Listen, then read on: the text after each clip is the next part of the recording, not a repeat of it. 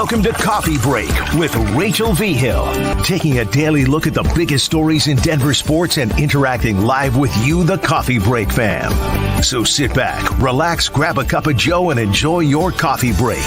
Here's your host, Rachel Vigil. As the NBA Finals get rolling around, it's hard not to think about, did we possibly see the last game with the starting five for the Denver Nuggets? Because we don't really know what's going to happen with KCP, and there's always one person who is fantastic to talk about anything Nuggets related, and that is the one and only Jake Shapiro. I like your glass today, my friend. Looks good. Thank you. I've got the whole Starbucks set. You know, oh, nice. I don't drink much coffee, but I figured for coffee break. I love it. He's got the water in it today, though. Okay, but so let's get into it. Did we see the last game with the Nuggets starting five?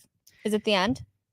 Yeah, I think there's a good chance it was the end, Rachel, because KCP should get suitors from a couple different big name teams that both have money and are good teams. Like the Philadelphia 76ers are a serious team to watch out for in the KCP sweepstakes. I do think that ultimately they're going to try and get LeBron James or Paul George or maybe Jimmy Butler. And then later on, if they don't get those guys, it'll be KCP.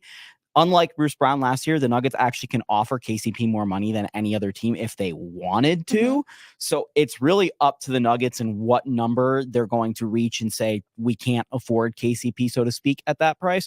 But would you bring KCP back at $22 million a year over the course of, 22 for 3 seasons? I personally would, even though he's going to be, I think, 34 by the end of that contract. Yeah. I'm worried about the next year or two because that's your window as the Denver Nuggets.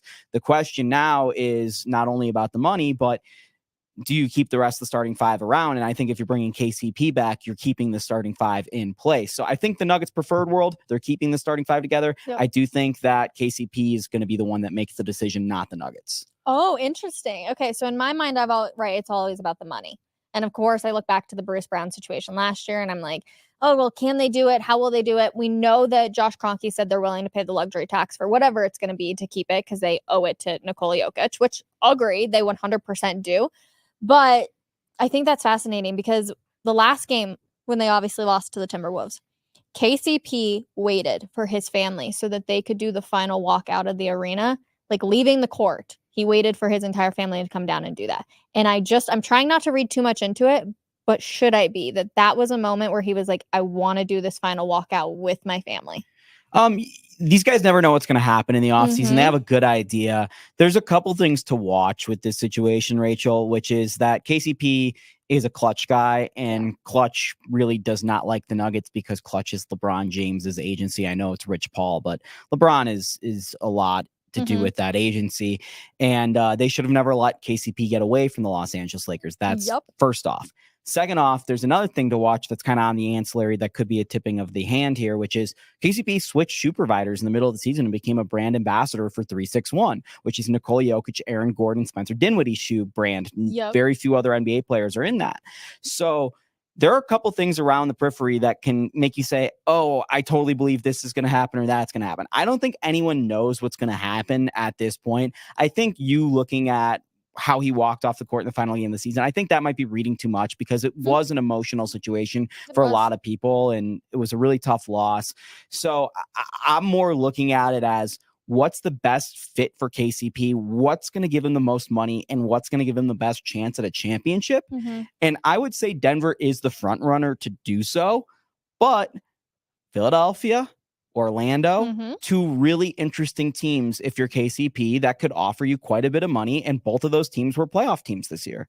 Which do you think matters more to KCP, the championship or the money? It's a great question. Sometimes you can't have both. Well, he can in this case, which is the interesting part, because most of the time when a free agent walks in the NBA, the teams that have cap space suck. How much cap space do the 76ers have? Do you know off the top of your head? Like $38 million. Okay. They have enough Nuggets? The Nuggets don't have any cap space, but they can offer KCP anything because they have his bird rights. Okay. So the Nuggets can match any offer on KCP. The only thing that changes if they offer him more money is they start paying a tax on every dollar. So every dollar they spend might be worth $1.50 towards the luxury tax. So if Josh Kroenke's right, and he's true in saying, I will spend anything. It's not about the luxury tax. The Nuggets can literally match anything on KCP, but the San Antonio Spurs have $60 million in cap space. They can offer KCP a max. The Philadelphia 76ers can offer KCP a max. And the Spurs are an interesting team because of Victor Wembanyama. Yeah. Orlando Magic, they're a playoff team with home court advantage this year. They can offer KCP very close to the max. So there's very good teams in the NBA that are interesting options that can offer KCP money. The question now for KCP, like you said, is it contention or money? He can say yes to both, but which one is more important at the end of the day? Is he willing to take another $5 million here or cut down on $5 million for the chance to stay in Denver or something like that? And I don't know the answer to this because he's won 2 championships in his career. Yeah. So does he wipe his hands and say, okay, I've done it. Right. Good. Let's go get the dough. Not that he's ever going to have to. Well, this is his last contract. This is his last contract. Oh, yeah. So he's getting up there. Okay. So then let's flip it. Is there anyone more valuable than KCP that the Nuggets can go get right now? No. He is the biggest acquisition the Nuggets can make this offseason, is just simply keeping KCP and running it back. If they lose KCP. Is this because of chemistry? Is this because defensively he's solid? Is it because of the leader he is in the locker room? Why do you say no? Well, it's very easy to say, go get a 3-and-D guy, but there are very few of them in the NBA, as proved by early on in the Nikola Jokic, Jamal Murray era, where we kept saying, go get a 3-and-D guy, and Gary Harris was really the only one the Nuggets had. KCP's size, his shooting ability, and his defensive prowess, especially on smaller guys like Steph Curry or Dame Lillard, which is why he was acquired, not bigger guys like Anthony Edwards, has been fundamental in the Nuggets. The Nuggets have only lost, I think, 1 time to the Warriors since they picked up KCP, and they've only lost 1 time to the Lakers since they picked up KCP, something like that. So he's been foundational in the teams that they were aspiring to beat initially. Now they just kind of got to reframe around the periphery to support KCP. But the reason why KCP is so invaluable to the Nuggets this year, Rachel, is they can offer KCP $25 million, $30 million if they really wanted to. I guess the number is going to come in around 22. But if they let KCP walk, the most they can offer a free agent is about $5 million. So you're replacing a $22 million player with a $5 million player. And right there, that's the difference between KCP and like Jordan Clarkson or Bruce Brown or, some guys that are like, they're good NBA players, they're rotational players, but is that really your 5th best starter on a championship team? Man, KCP is in a good spot right now. Yeah. He can literally do whatever he wants. Because, you're right. $22 million, which the luxury tax hurts. Like, it is what it is, but you get a much better quality player than you do if you're paying somebody $5 million. Right. And there are new penalties with the second part of the luxury tax that just came into play last year, where if you're in the luxury tax a certain amount of years in a row, you lose a 1st-round pick. And there's all these kind of machinations. How many years is it? I think it's 4 or 3 of 4, something like that. The Nuggets don't have to worry about it now, but they also wouldn't be able to access their 1st-round pick to trade. And because of that, the Nuggets are in a really rough spot right now with what they can actually do in free agency. All you essentially need to know this offseason is if they bring KCP back, that's the best thing they can do because they don't have that money available to offer anybody else. If they bring KCP back, they essentially can only improve the team 2 ways. Trade and free agency, and then obviously the draft. So 3 ways. But the free agency that they can do is only veteran minimum contracts. So maybe they can bring Mason Plumlee in here on a $2 million deal or something like that, or they bring back DeAndre Jordan. It's not going to be sexy. But if they let KCP walk, they can offer someone $5 million and they have a little bit more ability to make some trades. So would you rather lose KCP and have some more flexibility, or would you rather keep KCP, try to run it back, and try to just make some minor additions? And I think KCP is so valuable that, and this team is close enough. We just saw them win a championship, and they were pretty close still this year, honestly. That maybe they just need a couple extra pieces off the bench. They could trade their draft pick. They could trade Zeke Naji. They could do some things here and there where it's like, all right, we really only need 1 more rotational player to get where we need to go. We don't need a new starting 5. Yeah. Well, and it also opens up the question because there has been a lot of criticism on Calvin Booth, right? And what he's done and how, they were saying that they were looking ahead and they want to keep that championship window. Well, it kind of failed. It kind of backfired in his face for sure this year. but your championship window is so small. So do you say, okay, we tried it last year, it didn't work, we didn't make it that far, so run it back and try and figure it out?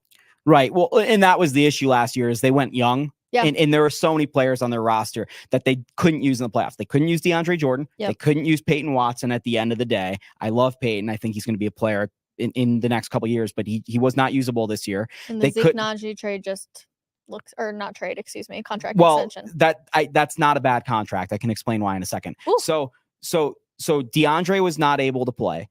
Yep. You couldn't play Jalen Pickett, who was a rookie. Yep. Julian Strother couldn't play. Yeah. Hunter Tyson couldn't play. You had basically 6 guys on your roster who you were unwilling to play in the playoffs. So that's the thing that hurt you in the playoffs. It's not that they went young. It's that they went young and they had guys they couldn't use. And whether that's Michael Malone not developing guys in the regular season or whatever you want to blame on, I can tell you that they made a mistake and they should have probably used one less draft pick and one less major league contract instead of a 2-way contract, and should have gotten another guy like Justin Holiday, who is a veteran that they could trust off the bench with a veteran minimum deal. So this year they're faced with the same issue. If they let KCP walk, they're essentially going to go, okay, well, we can go younger. We can reframe some things. We can go more uncertain. Why would you go more uncertain when you have the certainty in hand? Point exactly. Exactly. So that's why it's so important to keep KCP. And yeah, they did screw up a little bit last offseason. I don't think it's as bad as people realize, as people are making it out to be, because I don't really know what they could have done differently. But the reason why the Zeke Najee contract isn't bad is because I'm intrigued by this. So the Nuggets, the way the trade market in the NBA works is if you have a $10 million player. Yep. You can trade back to get another $10 million player.